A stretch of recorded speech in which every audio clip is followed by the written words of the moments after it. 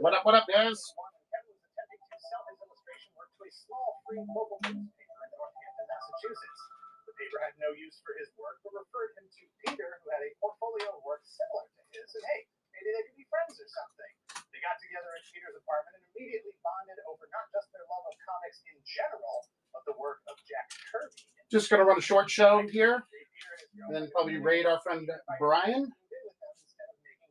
Thanks for popping in, guys. Let me know if there's anything I can do for you. All the turtle stuff is in the auction tab. Everything else is in the buy it now. Kevin got a job working in a restaurant. Living together meant they could set up a little studio, even if in name only, and try to sell some of their collaborative comics work. Give us a follow. We do regular turtle shows 3 times a week. We're always updating our inventory. Got some new stuff up there today. What's up, Tyrell? How we doing? JC, what up? I'm a little tilted, huh? Upright, wearing a mask with nunchucks strapped to his forearms. The very idea of Bruce speed and agility superimposed on a turtle was, at that moment, hilarious to Kevin. Peter did his own take on the idea, making some adjustments, some improvements, and handed that back to Kevin. Kevin wasn't going to let Peter have the last laugh. He increased the number of turtles, the difficulty level, to 4, and gave them each their own set of weapons, and added the title Ninja Turtles. Peter inked the drawing and in the process added Teenage Mutant to the title. They both had a laugh, and that could have been the end of it. The idea stuck in both their brains. They realized that there was some potential for this thing that they had just birthed by accident. They needed a story, an origin, some names. Eastman and Laird were both big comics fans, and Eastman in particular was heavily no problem. Frank Miller's work on Daredevil and Ronin.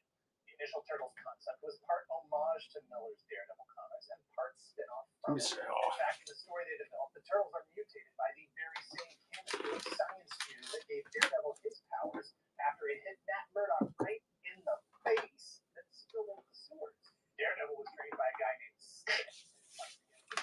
The Turtles were trained by a mutated rat named Splinter and fight against a ninja clan called the Bullet. Eastman and Laird originally wanted their turtles to have Japanese names. Unfortunately, they couldn't come up with anything that sounded legitimately Japanese enough, so they turned to a book on the Italian Renaissance they had in the studio and settled on Leonardo, Michelangelo, Donatello, and Raphael. Using a combination of income tax returns, a few $100s in savings, and a generous loan of $1,000 from Kevin's uncle, the first issue of Teenage Mutant Ninja Turtles was published in black and white in May. So this is a guy or a channel called Secret Galaxy. He does like these sort of things that are like all like kind of retro toys and stuff like that. Like he's got like one for like He-Man, for instance. I think I was watching the other day. He's pretty good. They do a good job. They sold just enough to attract the attention of some distributors, and within a few weeks, they had sold through the entire first run of 3,000 copies. They paid back Kevin's uncle. They did a second print run of 6,000 copies, which also... That was one thing. We didn't get to hang out with Quentin Eastman was there, and I didn't really get to be at his table for very long. Issue 2 sold 15,000 I was so busy. and convinced Eastman and Laird that this was actually something they could do full-time. Making their own comics, publishing them through their own imprint, having full creative control, and making enough money was a genuine reality. They did a third printing of 30,000 copies of issue 1 and followed that up with another printing of issue 2 that moved even more copies than that. Every book they published pushed the numbers higher and faster. Within 3 years, they had produced 9 total issues with increasing production numbers issue over issue. Issue 8, a crossover with Dave Sims' character, 30K. another indie publishing success story, sold 130. Oh, 130K. Put that number in perspective. In March of 2018, Amazing Spider-Man 797 sold approximately 128,000 copies. That's Marvel. That's Spider-Man in 2018. I like Portal. To move 135,000 copies of issue 8 on an independent, self-published, black and white comic book in 1986 or 2018 is absolutely unheard of. The Ninja Turtles phenomenon had already begun to take on a life of its own. They started licensing the Turtles out for products beyond their own comics, including a role-playing game from Palladium Books. Sure. But the big deal came when they were approached by Mark Friedman. Mark was a big-time Hollywood agent, just like all the other big-time Hollywood agents that Eastman and Laird had already said no to. Everyone came to them promising them the moon, but the duo were extremely protective of their property after having seen other industry professionals get taken advantage of. Here he is. On their terms. They signed a 30-day non-exclusive agreement. Box is in really good shape. 30 days to see if he could turn out some real interest and get them. I'll show you the window too. Like the corners are all pretty nice. You probably can't see that.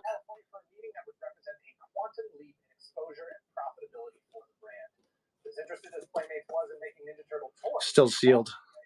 Got the those things that there's an anti-theft sticker on it. I think that would be the one dinger. And then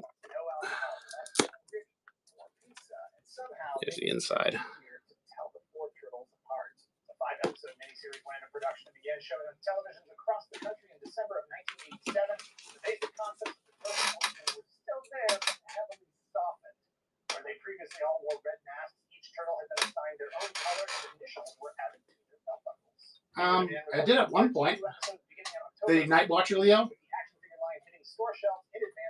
That might be the only one I sold. Let me double check. Playmates would go on to sell. I have the number. So the number really isn't important. They sold a lot. Yeah, I know I sold one of the Night Watchers. I think it was Leo. Let me just double check.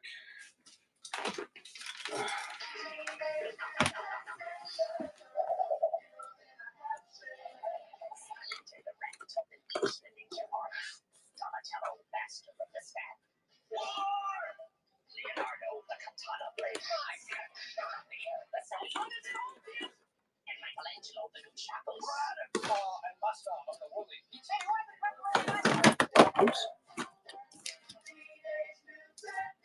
Yeah, no. I think we sold the Leo. Eastman and Laird found themselves in the position of employing all the lawyers to fight back every conceivable kind of attack on their brand. Random people claiming they had created the turtles years before, Eastman and Laird stole their ideas.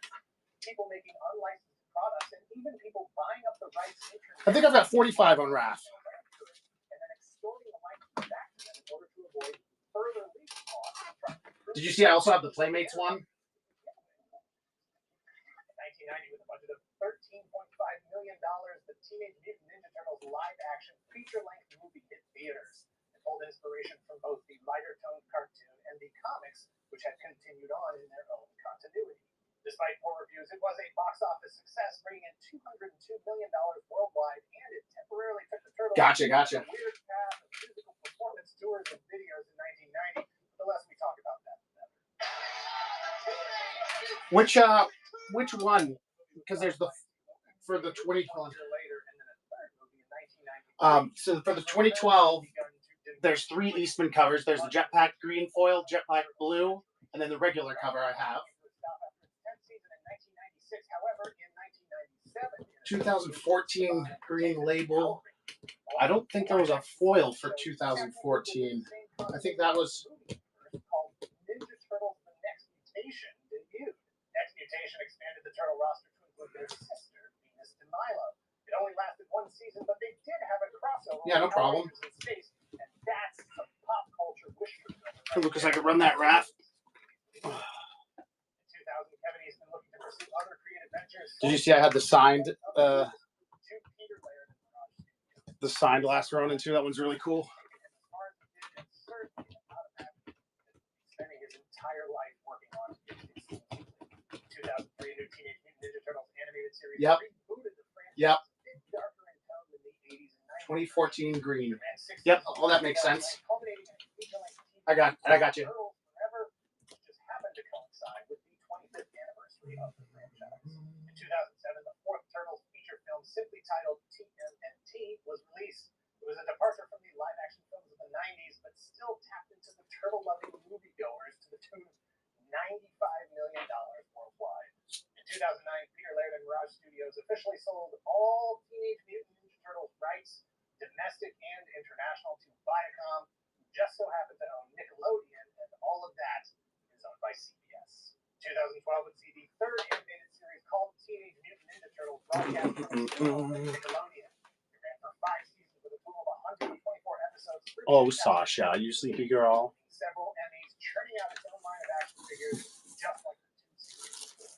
And in Foil, 2014, blue, another movie, foil blue, and 14 green.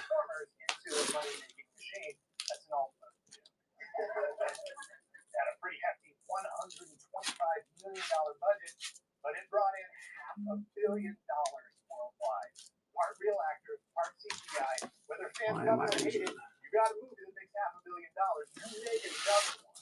Michael Bay or not, Teenage Mutant Ninja Turtles Out of the Shadows was released in 2016 and only made $250 million. So, I don't know. Oh, I know why, because they're in here. I keep mixing up my new inventory. I got to combine these boxes. Driving me nuts. A complete reboot of the entire franchise. New logo, look, new tone, a new direction for a franchise that can reinvent every few years, as must happen for a pop culture brand like this to survive for over 3 So we got 2014 annual green, What started out as a single drawing done as a joke between two friends. 2012 annual jetpack blue, 30 years. It is a pillar and the of green modern foil pop for culture 2012. Oh, pantheon of properties transcending generations with as bright a future ahead of it as historic past. It is the cinematic time anchor for an entire generation. You know where and when you saw it, what you had to eat for lunch that day, and how so many we'll things run the binge green kicked in foil your body afterward. first. It is responsible for helping jumpstart a silver age of comic book movie I have it at adaptations. 30. I'll run it for 25. Popular franchises around the world. Hi, I'm Dan Larson, and this is the history of Teenage Mutant Ninja Turtles, the movie.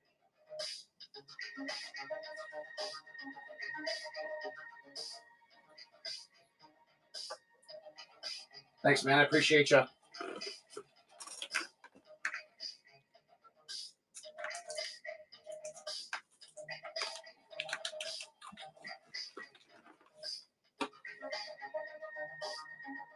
I have 20 on this one. A feature film released in 1990, adapted from the comic book series that began in 1984, the cartoon that began in 1987, and the toy line that began in 1988. Many fans believe that it is still the peak of live-action Ninja Turtle representation to this day. The crime.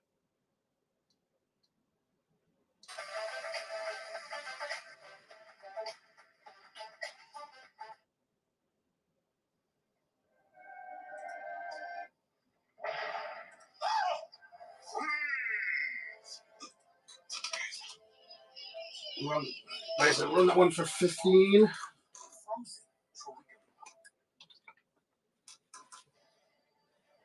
Jack Ryan, what do you know about starting? You mean an unsanctioned black ops team designed for psychological warfare, assassinations? Let's shut it down. All right. And last but not least, the green.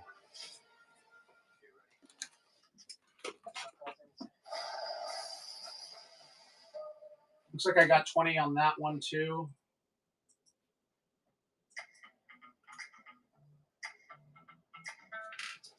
There she goes. Thanks, man. I appreciate you. Be out tomorrow morning.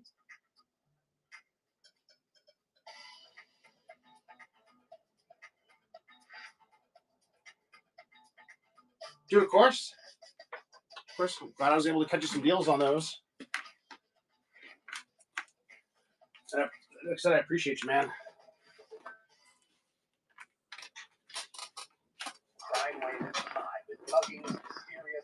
You rock, dude. I'm gonna try to stay on to raid Brian. Brian said he's gonna be on 8:40, I think. And I can't do the whole thing. It's too rhymy. So I wanted to try to chill at least that long. Yeah, he's on tonight. He's doing every other Wednesday now. Property with a strange new team of heroes that saved her when she got a little too close to exposing the criminals. Turns out the kids of the city are being indoctrinated into a crime cult called the. I heard about that. Someone said it in the chat earlier. I was like, oh boy, here we go. The expanding influence of a ruthless villain called the Shredder. As April works to expose the Foot Clan and Shredder, she finds herself becoming a part of the story. After the Foot Clan attempts to silence her, she meets the Teenage Mutant Ninja Turtles and their teacher/father. I'm just gonna promote him. She learns about Hopefully that helps. incredible accidental creation by mutagenic ooze, their mastery of ninjutsu, their affinity for pizza, and how they were named after Renaissance artists Leonardo, Donatello, Raphael, and Michelangelo. The Ninja Turtles, along with vigilante Casey Jones, April, and Splinter, will put their lives on the line to expose Shredder and the Foot, settle debts, and figure out how to live as otherwise normal teenagers in a world that at least partially now knows they exist, which is potentially more dangerous to their family. That is going to be brutal. In 1984, Kevin Eastman and Peter Laird created and published. That's why there's so many turtle guys on right now. I very rarely look to see who's on, but I looked before I did this show. I was like, what are all these turtle guys on, man? Like, it's the turtle hour. I'm literally just here to raid Brian. Like, you know, it's great I sold some stuff. That's fucking awesome. But like, I wanted to raid Brian. Comics, toys, cartoons, the Ninja Turtles were a pop culture sensation with licensed merchandise covering the spectrum. Thanks in no small part to Eastman and Laird's agent and business partner Mark Friedman, from toothpaste to fanny packs and everything in between. But a franchise like that can't sustain forever without regular boosts to keep it fresh and exciting. The next step towards immortality to achieving mainstream relevance was a live-action feature film, because nothing legitimizes a comic book, cartoon, or toy line like adapting it to live action. Live-action movies are the height of artistic expression. Is that Master Splinter? He's using like the Shellback name now. But the landscape for comic book movie adaptation, it must be. I think it is. Was a treacherous one. Superman set a high bar in 1978, but Superman 2 in 1980, Superman 3 in 1983, and Superman 4 in 1987 brought that bar down with each release. Howard the Duck piled on in 1986, and Masters of the Universe all but nuked it in 1987. Every kid's product that might be looked at for potential live-action adaptation was treated like 1987's Garbage Pail Kids movie, a dumpster fire in a farce. Legend has it that one of the earliest pitches for a Ninja Turtles movie came from prolific filmmaker Roger Corman himself. While it is not implausible that he wanted to take a shot at it, the idea that it would have realistically featured Sam Kinison, Bobcat Goldthwait, Gallagher, and Billy Crystal painted green and wearing turtle shells is implausible. The reality is that Gary Cropper, so glad that movie never got made, producer for Gallagher, knew about the comics and wanted to make a live-action film. Together with Kim Doss and another of Gallagher's producers at the time, they acquired the live-action movie rights. In theory, Cropper imagined you could make a movie with actors in suits and have people like Gallagher and Sam Kinison dub over the voices. You didn't actually need those guys on set for days at a time just to sell it at the end. Cropper and Dawson recruited Dawson's co-worker Bobby Herbeck, a comedian, actor, and television writer on shows like Different Strokes and The Jeffersons. Herbeck put together a first draft and began shopping it around to studios. As if anyone needed to hear anything past a movie about the hottest kids property on the planet. But that was it. Nobody wanted to make a movie about the hottest kids property on the planet, thanks to the track record of the last decade. Thanks, He-Man. Thanks, Howard Duck. Thanks, Clark Superman. At the time, Bobby Herbeck was working on a project for Golden Harvest Company, a production studio in China that made a bunch of movies starring Bruce Lee, Chuck Norris, and Jackie Chan, not at the same time, as well as the 1981 hit starring Burt Reynolds, Farrah Fawcett, and Dom DeLuise, Is It Cannonball Run? Oh yes, obviously. The LA-based head of production for Golden Harvest, Tom Gray, had previously hired Bobby Herbeck to work on an American version of the popular British show Are You Being Served? And guys, welcome in. Give us a follow for regular turtle shows. We hold them 3 times a week. Let me know if I can do anything for you. All the turtle stuff is in the auction tab, and everything else is in the buy it now. JC, are you there? Their enthusiastic response was more than enough to convince Gray that he should. Check this out, dude. I haven't listed it yet. Gray realized that this was exactly the kind of project Golden Harvest. Cool little remark on that. Just 4 stunt guys in rubber suits doing ninja moves. The kind of thing that Golden Harvest was uniquely positioned to not only do, but do it cheap. June 1980. Rich Woodall. He's the guy who he's done a bunch of covers for Jetpack. He did the Street Fighter one, the Godzilla one, a bunch of the Last Ronins. Yep. Yep. Suits, locking down locations. Nearly 2 months later, Herbeck emerged with a version of the script that both Eastman and Laird felt was good enough, authentic enough to go forward with. Meanwhile, the director working on a film. I'm gonna sell this digital webbing too. This has a Turtles thing in it. I gotta ask Ralph about that signature before I list it. Plus full color Teenage Mutant Ninja Turtles. Short.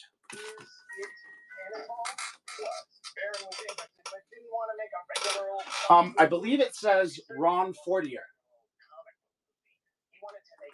That's yeah. Grounded, real, but not as bloody and violent as the comics. True to the. What do you mean? Who's his what? Something totally like Ghostbusters. Baron convinced Eastman and Laird that he was the right. Yeah, I think it says Ron Fortier, but I gotta check with Ralph. I'm not sure. This right here, this is the movie pointing to specific scenes in the comics that he wanted. Yeah, I'm not sure who that is. Eastman and Laird loved it, despite the fact that it contradicted the script that they had already agreed to with Bobby Herbeck. The only option was to replace Bobby Herbeck as the writer. Todd Langen, another writer with a comedic television background who had worked on The Wonder Years, was tasked with reconciling the new approach to the script. In order to make the kind of movie he wanted to make, Barron knew he was going to need the best puppeteers in the business, because the suits the actors were going to wear as the Ninja Turtles were going to need more range than just ninja kicking and ninja punching. They were going to need ninja emoting. The Ninja Turtles needed to be relatable to be real. They needed to have believable expressions, to be able to communicate. Where was I? Oh, yeah. Speaking. But they also needed to look good speaking. Along with his portfolio of music videos, Barron had directed episodes of Jim Henson's The Storyteller, which showcased the Henson Company's fantastic storytelling, but also allowed them to push the envelope of practical visual effects, namely characters that were puppets or human puppet hybrids. Barron met with Jim Henson and reassured him that despite what was in the original comics, the movie wasn't going to be all about violence and bloodshed. That he, Barron, was going to make it about the heart and soul, the love of this very strange family and their place in the company. Once Henson was convinced that it wouldn't damage the legacy of his name or the Creature Shop, he got excited about the technical challenge, the potential to develop new technologies and never-before-seen visual effects to bring these characters to life. Turtles get ready! It's an attack! Attack! Attack! Attack! Attack! It's the Teenage Mutant Ninja Turtle piece of Crunchawunga! Attack! Attack! Attack! Attack! Jack! On the pieces or crunchy little pieces! Attack! Attack! It's a Crunchawunga attack! Sound like a crunchy snack attack, dude! I take out any ninja who tastes my crunchy food! Collectible things. Jeez, what's up, guys?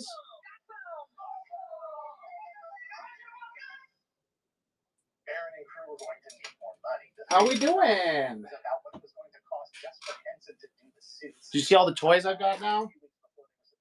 Got like, I think I'm over 100 toys listed now. It's crazy. Leonard Goldberg is CEO of 20th Century Fox. The production scrambled. We're just chilling, hanging out, waiting for our buddy Brian show. We're gonna raid him. Maybe I'll. Did I run that? God damn it. Yeah, there's a bunch. Some of the shooting would take place in actual New York City, but North Carolina was going to have to be a substitute for most of it, if for no other reason than it was cheap. North Carolina, the state, was in possession of the De Laurentiis studio after they went bankrupt. The state wanted to get any production in there as soon as possible. The Ninja Turtles were the stars of the film, and they were going to be played by suit actors and stunt people. The featured human roles would go to actors that were right for the roles and, more importantly, right for the budget. April O'Neil was played by Judith Hoag, who had appeared in movies and television, shows like Spencer for Hire and the ABC soap opera Loving. Elias Koteas played Casey Jones, James Saito as Shredder, Toshishiro Obata as Shredder's Lieutenant Tatsu, Michael Turney as Danny Dan Pennington, Jay Patterson as his father, Charles Pennington, and a fresh-faced Sam Rockwell as Head Thug. Josh Pais, David Foreman, Leif Tilden, and Michelin Sisti took on the physically challenging turtle suits, as well as the mental and emotional stress that came with them. 70 pounds of plastic, foam, rubber, and electronics, compounded by the suffocating restriction of air, the lack of ventilation, and the constant feeling of claustrophobia. According to Jim Henson, the heroes, with animatronics and battery stored in the shells, designed to operate wirelessly, were the most advanced creature designs they had ever developed. A second set of stunt suits were far less complex for use in the fighting and action scenes. It took 18 weeks to bring the suit from concept to shoot. Each of the suit actors spoke their dialogue for their characters during shooting, carefully choreographed with the puppeteers operating the animatronic facial expressions. Finding out later that only one of them, Josh Pais as Raphael, would actually have their dialogue make it into the final film. Ultimately, Brian Tochi would voice Leonardo, Robbie Risk would voice Michelangelo, and Corey Feldman took on the role of Donatello. Splinter's puppeteer Kevin Clash also provided Splinter's voice. Money was a problem from day one, and it never got easier. But that's the movie business. Sometimes the most successful projects are simply the ones that can navigate the budget the best, make the proper sacrifices in the right places at the right time. Steve Barron was making a film that looked and felt the way he wanted it. Golden Harvest wanted him to lighten it up, add some color. It's a kid's movie, they said. He refused. He knew what he wanted the final product to look like. But with another dozen pages of script left, they were out of money. Barron handed off the film to editor Sally Menke to see what she could do with the pieces they had. She was able to put together a compelling film that Barron was proud of, but didn't feel was complete. After speaking with Jim Henson, director Steve Barron and producer were able to get a secret meeting with Jeffrey Katzenberg, the CEO of Walt Disney, in the hopes of securing nearly $1 million to fund one last week of shooting. It was a secret meeting because New Line Cinema and Golden Harvest would never, ever have approved a meeting with Disney this late in the game, so Barron and Fields didn't tell them about it. Katzenberg liked it. He didn't like it, but he thought it had potential. He suggested another couple of weeks of editing, come back and try again. When Barron brought it back, Katzenberg said that he did like it, but still didn't write them a check. Instead, the next day, Katzenberg called Tom Gray, the head of production for Golden Harvest, who was unaware that the meeting with Katzenberg had even occurred, to say that Disney would love to release the movie if they wanted to make a deal. Gray thanked him for the offer and, in no uncertain terms, said, "I think we're going to stick with New Line Cinema. Thank you, goodbye." And then both Steve 4:30. and Fields were kicked off the production. Editor Sally Menke left as well in a show of solidarity with Barron and Fields. Golden Harvest recut the film for final release, and the rest, as they say, is history. Snack attack, pick a snack attack. Always gets stuck in my head. Yeah, Mondays are 4:30. Tuesdays are 4. You're in the military, you can earn your degree online at Southern. Yeah, no worries, man. No worries at all. I was surprised to see how many credits I got from my military experience. I used the GI Bill thanks to my active duty time, which helped me earn my degree faster. I knew it was the right time to pursue my educational goals because I'm looking to move my career forward. Earning my degree at SNHU has really given me the confidence to lead. If you're in the military and Yeah. going back to school, you can do it. Visit snhu.edu. Dude, I used to go hard, man. I've done like 10-hour shows before. Like, it's funny. Like, people go to bed and they wake up and they're like, "Dude, I went to sleep and you're still on when I woke up." I'm like, "Yeah, dude, we did it all night."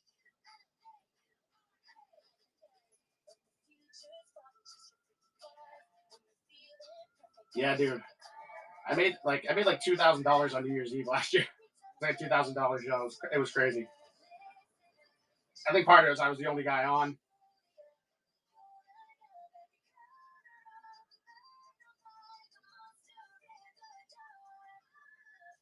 Same thing with New Year's Eve. I was on all night New Year's Eve, made buku bucks.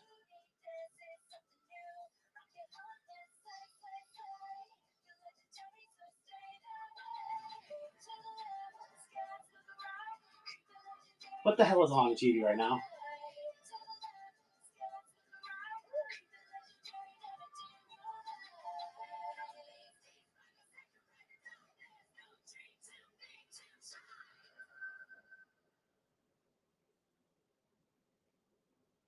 The anticipation for the Turtles movie was through the roof and around the heroes in real life on the Looking for Bobbies. early buzz prompted producers to double the amount of rights they had ordered to expand the number of theaters it would run in. Teenage Mutant Ninja Turtles opened on March 30th, 1990, a mere 9 months after Tim Burton's Batman starring Jack Nicholson and Michael Keaton changed the game with respect to the potential for live-action movies based on comics, cartoons, action figures, all of it.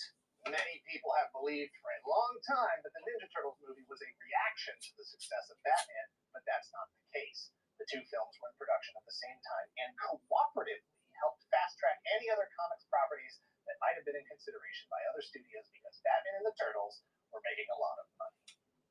I'm sorry, I read that wrong. They were making a lot of money. Teenage Mutant Ninja Turtles was the #1 movie at the box office over the weekend, raking in more than $25 million, breaking the record for the biggest opening weekend for an independent film ever. It did $135 million in North America, over $66 million everywhere else, for a total of over $200 million against a budget of $13 million. It was the highest-grossing independent film at the time overall as well. Reviews were mixed, with Roger Ebert giving the film 2.5 out of 4 stars, calling it nowhere near as bad as it might have been, and probably is the best possible Teenage Mutant Ninja Turtle movie. It supplies, in other words, more or less what Turtle fans will expect. New Line Cinema made the brilliant decision to schedule the opening for the weekend before school breaks in the U.S., which meant that kids hit it multiple times over the course of the week, resulting in a drop of only 25%. Oh, man. Oy vey. The movie was an amalgamation of things taken from Darn different. it, I'm not going to be able. I gotta. Turtles across media. The core of the story came from the comics. The characterizations, the different colored masks, the cowabunga, and the love of pizza came from the cartoon. All were integral elements to the brand by the time the movie came out, and it it was not a surprise to see Domino's Pizza featured prominently in the film. Consequently, it was Pizza Hut, not Domino's, that spent $20 million on a promotional campaign across print, radio, and television. The Ninja Turtles already had their faces plastered on every possible item of licensed merchandise you could imagine. Yeah, dude, I'm sorry. I don't know why they always get you like that. At the box office. Remember the giveaway showed up in like 2 days? Like, what the fuck? Backpacks, school supplies, cereal, stickers, books, hats, lunch boxes, everything. Toys were a big deal before the film. They were a big deal during and after the film. However, Playmates movie Turtles left something to be desired in that it was a desire for action figures from Playmates based on the turtle designs from the movies. According to Ninja Turtles co-creator Kevin Eastman, executives from Playmates Toys that got an early screening of the film thought it was terrible. Literally the worst. I'm not going to be able to read. I got to go, guys. Going to kill the toy line. Playmates would eventually begrudgingly deliver movie-inspired figures with their movie star Teenage Mutant Ninja Turtles, but not I forgot I was supposed to go get food. Whoopsies. And even then, the turtles look like the regular Playmates. I will see you guys at Brian's show, though. Teenage Mutant Ninja Turtles was released on VHS through Family Home Entertainment in October of 1990. Yeah, I'm gonna hop in Brian's show for sure. All right, damn it. I wanted to rate him. Wait, I can just leave this up, and I could rate him from my phone. Yeah, dude. Yeah, dude. This is gonna be fucking hilarious. I'll just leave the TV on. Enjoy, guys. I just gotta make sure I can end it from my phone. What we will say here is that the technology pioneered for the suits in the films and the resultant boiling over of the franchise gave birth to all that. Teenage Mutant Ninja Turtles 2: The Secret of the Ooze opened in the U.S. just 1 year after the first film in March of 1991, bringing home $78 million against a budget of $25 million. Familiar but different, a few faces from the first film were missing. Judith Hogue, who took issue with the amount of violence in the first film, thought that the movie suffered because of it. And she spoke to the producers about it. And they disagreed about that and a lot of other stuff. And April was recast with Paige Turco for Secret of the Ooze. A third film followed 2 years after that in March of 1993 with predictable diminished returns, making only $54 million on a budget. I'm just checking to make sure I can end it. 3 years later in 1996, the original animated series ended. The next year, in 1997, the Ninja Turtles showed up in a live-action series using simplified versions of the movie suits and a fifth turtle named Venus de Milo, prompting everyone to take a step back for a bit and let this whole Ninja Turtles thing cool down. There have been multiple comics and cartoon series based on the franchise since then, thousands of action figures, a new fully CG animated feature film in 2007, and a new live-action movie franchise kicked off in 2014. All right, I guess I'll get going here. Neil Will Arnett as Vern Fenwick and Tony Shalhoub as Splinter. In 2016, I'll see you guys at Brian's show. Franchise for a set of deluxe action figures using the molds from their classics collection. While certainly more screen accurate than their previous releases in 1992, they fell short of fans' expectations. I'll try to keep an eye on the chat too. 2017, and Decathlon released 18-inch quarter-scale versions of the Turtles as they appeared in the 1990 movie. Highly detailed, Shut the computer down. with articulation and their weapons. A year later, they offered scaled-down 7-inch versions of those. Oh shit, how's Sasha gonna get out? Exclusive set packaged in a box that looked like the original VHS tapes from 1990. They would later be offered at regular retail. The figures are so good, my ideal turtles, that they prompted me to stop collecting turtles altogether because, for me, nothing could possibly top them. In November of 2020, Slash Film reported that the original writer of the 1990 Ninja Turtles movie, Bobby Herbeck, was having conversations with original directors Darren and Jim Henson's son Brian. All right, Eventually producing a new live-action movie. Sasha, come on, baby. On the 30th anniversary of the original 1990 film, drowning in a movie market that is dominated by reboots, sequels, and adaptations of comic book superheroes, it makes sense. On top of that, in August of 2021, Deadline reported that Colin Jones are writing a new live-action. This is so funny. Come on, baby. Papa's gotta go, so you gotta come out of the room. Oh boy, you've been eating fuzz? That's not good. You're not supposed to eat fuzz. Could continue. It is highly unlikely. Batman and the Ninja Turtles' success and their sequels sparked a new wave of comic book and cartoon adaptations. Captain America and Dick Tracy in 1990. Okay. See you guys at Brian's show. The Shadow and the Clone, Judge Dredd and Tango in 1995, The Phantom in 1996, some more successful than Yeah, others, sweetie. none as successful as Batman or Ninja Turtles. Teenage Mutant Ninja Turtles was the last film Jim Henson worked on before his death. He passed away in May of 1990. Any concerns he had about the project damaging the Creature Shop or the Henson name were thankfully unfounded. The movie is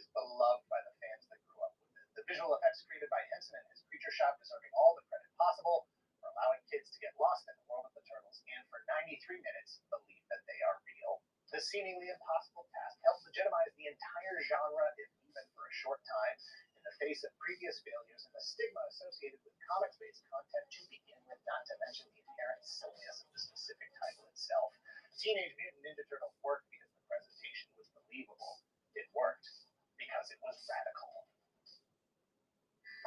Breaking the boundaries of film, television, and comics to cross over into our world, rock and roll heroes with less than a half shell. Hi, I'm Dan Larson. This is the history of Teenage Mutant Ninja Turtles coming out of their shells.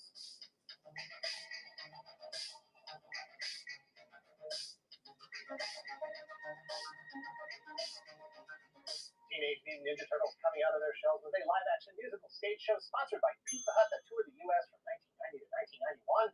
It was inspired by the Ninja Turtle cartoon, toys, and comics, bolstered by the success of the 1990 movie, and sold over 3 million records in the process. Coming Out of Their Shells refers to the Ninja Turtles' desire to get out and meet their fans in our world, the real world, and let them see the real Turtles. To find out who they are when they aren't ninja-kicking foot soldiers or battling Shredder across dimensions. Leonardo, Donatello, Raphael, and Michelangelo are taking the advice of their teacher and surrogate father, Master Splinter, that music can let you accomplish more than all the weapons in the world.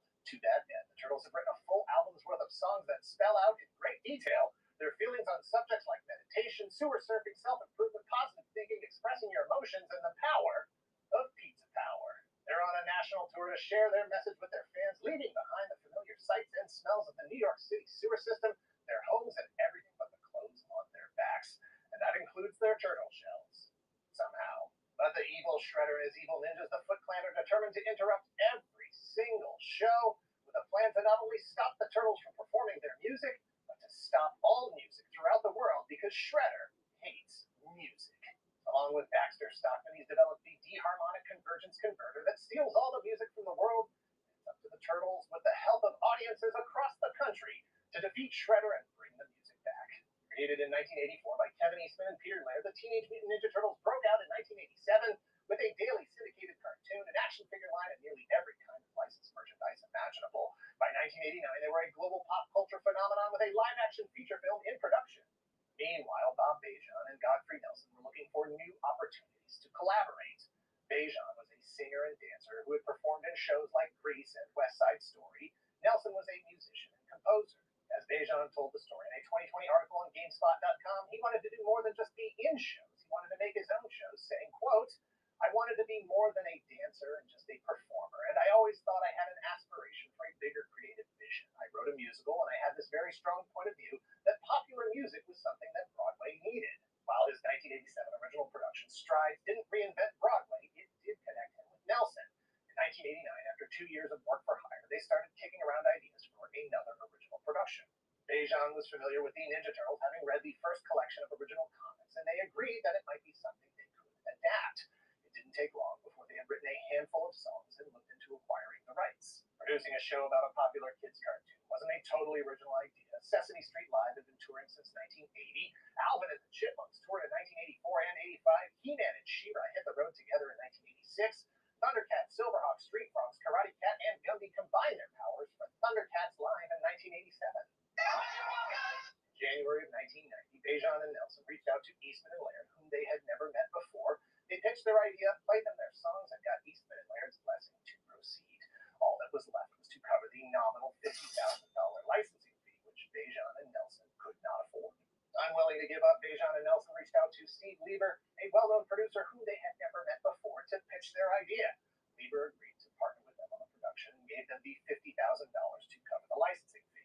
As Bajan said in that same GameSpot interview, quote, "We signed the licensing rights and got the rights to all live touring, music, video exploitation, merchandising. It was unbelievable." In March of 1990, the Ninja Turtles live-action movie opened to great success and ratcheted Turtle Mania up another level. What was big before was bigger still. There was seemingly no limit to the heights that the Turtles could reach. Bajan and Nelson were further emboldened to produce their show. They recognized how much leverage they had and turned to the pizza providers of America for a corporate partner. Little Caesars and Domino's didn't share their vision, but Pizza Hut bought 3 million copies at $3 each of their as-yet unproduced Ninja Turtles record. That meant that before all the songs were even written, before the actors were cast, before they had a single tour date scheduled, the record was triple platinum. They had $9 million in the bank and a commitment from Pizza Hut to spend an additional $20 million on marketing. On stage for the first time, the Teenage Mutant Ninja Turtles!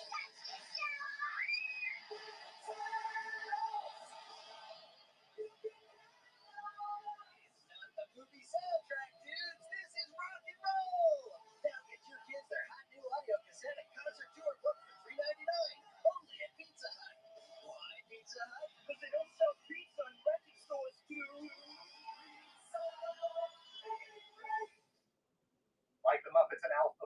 Bejan and Nelson wanted to maintain the illusion that the Turtles were real.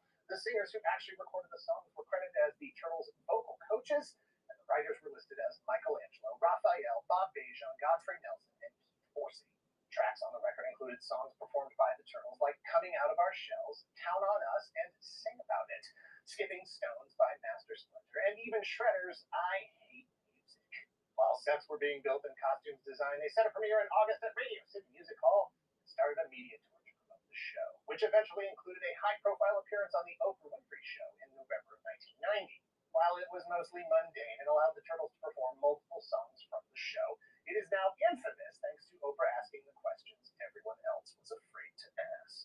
Is one of the turtles you like more than the others? I mean, like, is there anything like romantic or anything?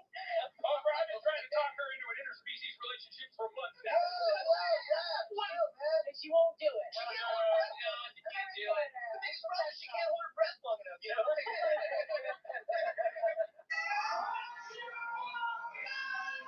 One of the questions that Bejan and Nelson anticipated getting from audiences was, if the Ninja Turtles are indeed turtles, then where are their shells? Not just a clever name for the show itself, Coming Out of Their Shells referred to the fact that the costumes didn't have shells. During rehearsals, the brutal reality of performing a 2-hour concert in a full-body polyurethane turtle costume decked out with animatronics became clear. The actors couldn't survive the sweltering heat inside the suits, and a redesign was their only option. Initially, they intended the suit design to look more like the suits that were featured in the live-action movie, but were forced to make accommodations for the humans inside. To that end, the shells were removed, and in their place were even more rockstar stylings, additional glitter, armbands, and denim vests with shell patches on the back. Coming Out of Their Shells was written by Bob Bejan, directed by Thomas White, produced by Bejan, Nelson, Lieber, White, and Adrian Selby. Bejan himself was the singing voice for Raphael. Vocal coach. Nelson coached Master Splinter. All of the singing and dialogue was pre-recorded and synced with the animatronics in the costume heads. Everything was choreographed, including pauses that allowed for audience members to respond when the Turtles asked a pre-recorded question, all in the service of maintaining the illusion of reality. The tour officially kicked off in September of 1990 at Radio City Music Hall in New York City with a debut performance that was simulcast on pay-per-view cable stations. That performance ended with a list of tour dates where the Turtles would be traveling over the next year. Additional dates were added, as were appearances on Live with Regis and Kathy Lee and Larry King Live. 1991 saw the addition of international performances including Mexico, France, Sweden, and Argentina. In March, a second live-action Ninja Turtles movie, The Secret of the Ooze, was released, delivering a new jolt of turtle power for the tour. In May, a second company began touring Six Flags amusement parks. In September, the final U.S. performance took place at the Saratoga Performing Arts Center in Saratoga Springs, New York. If you weren't around to catch the tour live back in the 90s, or you want to relive the experience to convince yourself that it actually happened, the Radio City Music Hall debut performance was released on VHS in 1990, as well as a 30-minute making-of video that showed the Turtles writing songs and working on the show that reinforced the idea that the Turtles are real. As of this video, neither have been officially released on DVD or Blu-ray. That said, you can easily find both here on YouTube. Saratoga Springs was the end of the first tour, but not the end of live-action Ninja Turtle performances. A new show called Getting Down in Your Town kicked off in 1992, a heavily scaled-down version of the previous show with new songs, fewer dates, less performers, and a similar set. Once again produced by Steve Lieber and Bob Bejan, new songs included the title track Getting Down in Your Town, Pizza USA, and We Stick Together. Sing About It returns from the Coming Out of Their Shells record, despite the fact that it wasn't actually performed in the first live tour. Written by Bejan and director Tom White, the new show replaced April O'Neil with fan favorite Casey Jones. Despite his defeat in the first tour, Shredder returned after tricking the Turtles into releasing him from interdimensional infinity. Casey is barely on model, even for a character like Casey Jones, just a skinny guy in a tank top and jeans, sporting a generic goalie mask that he never removes instead of his signature skull mask from the comics, cartoons, toys, and movies. Other than in-stadium merchandise like novelty nunchucks, light-up katanas, and Ninja Turtle masks, very little product was actually released tied to either tour. Between the merchandise that was already on the market and Pizza Hut's own promotions, it was more practical to capitalize on sales to ticket buyers. But the children of yesterday are the adult action figure collectors of today, and nostalgia drives everything, including nostalgia for things that have previously been derided as bad, or silly, or campy, or childish, or awful. Or in 2020, NECA Toys shocked the world with a San Diego Comic-Con exclusive 4-pack featuring the Turtles in their Coming Out of Their Shells costumes, all 4 7-inch scale Turtles with their signature outfits, instruments, and headsets. As of this video, no word on April, Splinter, Shredder, or barely on model Casey Jones. We live here in the future, so I don't have to tell you that the Ninja Turtles franchise survived the live tour, regardless what anyone writes about it in their snarky retrospectives or YouTube primers. Reviews in 2024 don't affect box office sales in 1990. The Getting Down in Your Town tour ended in 1993, the same year Teenage Mutant Ninja Turtles 3 was released.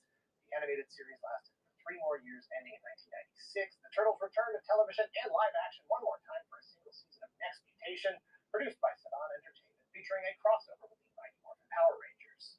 Eastman sold his half of the brand to Laird in 2000, which set up a new animated series in 2003, followed by a CG animated film in 2007. In 2009, Laird sold the franchise to Viacom, who gave it to Nickelodeon for 5 seasons of another new animated series from 2012 to 2017.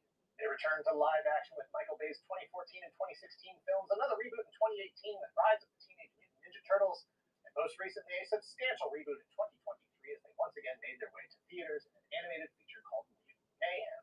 The exceptional performance of that film once again reset the brand for a new generation. Word on the internet is that Michael Bay is currently developing a live-action reboot as well.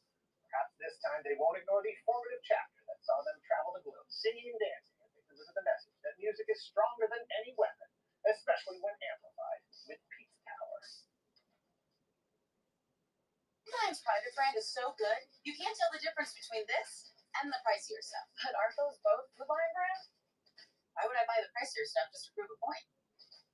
That's smart shopping, people. How to get rid of tooth stains? Press 3D White Toothpaste. Removes deep stains for noticeably whiter teeth in 1 day. Pampers 360 is the #1 pull-on diaper for an unbeatable fit. Save up to 20% store-wide, and Hot Buys start at just $249. Plus, take advantage of 0% interest up to 60 months with no down payment. Only at Ashley.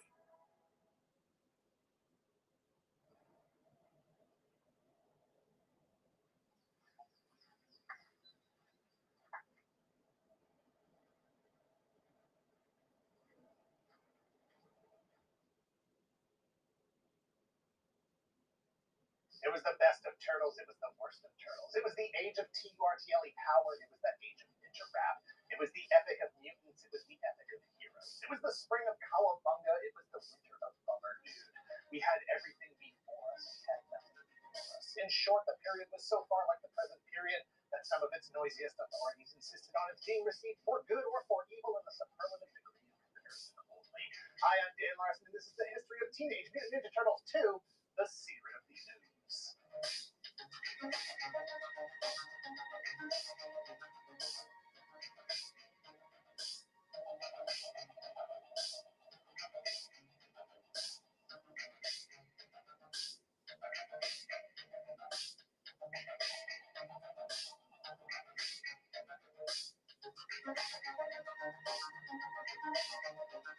Teenage Mutant Ninja Turtles 2, The Secret of the Ooze is the 1991 feature film sequel to 1990's box office success, Teenage Mutant Ninja Turtles.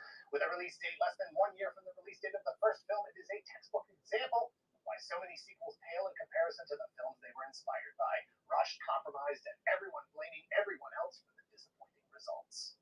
Picking up where the previous film left off, the four Turtles, Splinter and April O'Neil, return once again to face off against the forces of the Foot Clan, which is surprising considering everyone assumed Shredder was dead at the end of the previous film and that the Foot Clan was no more. This time, Shredder has the Secret of the Ooze on his side thanks to the kidnapped Professor Perry of TTRI, the lab where the mutagenic ooze was developed 15 years ago. They used the ooze to create 2 monstrosities, a mutated snapping turtle named Toka and a wolf named Razar. The Turtles will have to dig deep inside themselves to find the strength to overcome their own personal demons and once again defeat Shredder, his monsters, and the Foot. Because in this life, there's only one winner. And you better aim straight so you can hit the center. In it to win it with a team of 4 Ninja Turtles that you gotta adore. We have previously covered the 1990 film Teenage Mutant Ninja Turtles as well as the overall franchise itself. Check out those videos if you want some more detail leading into this video.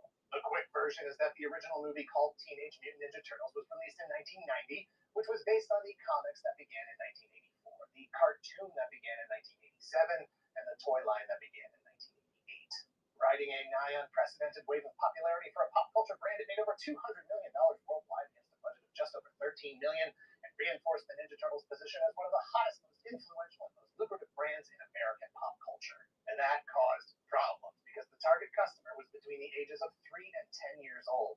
Some people were concerned about the negative influence the turtles were having on some kids. And as someone who was working as a movie theater usher when this movie was released, I can tell you that those concerns were justified.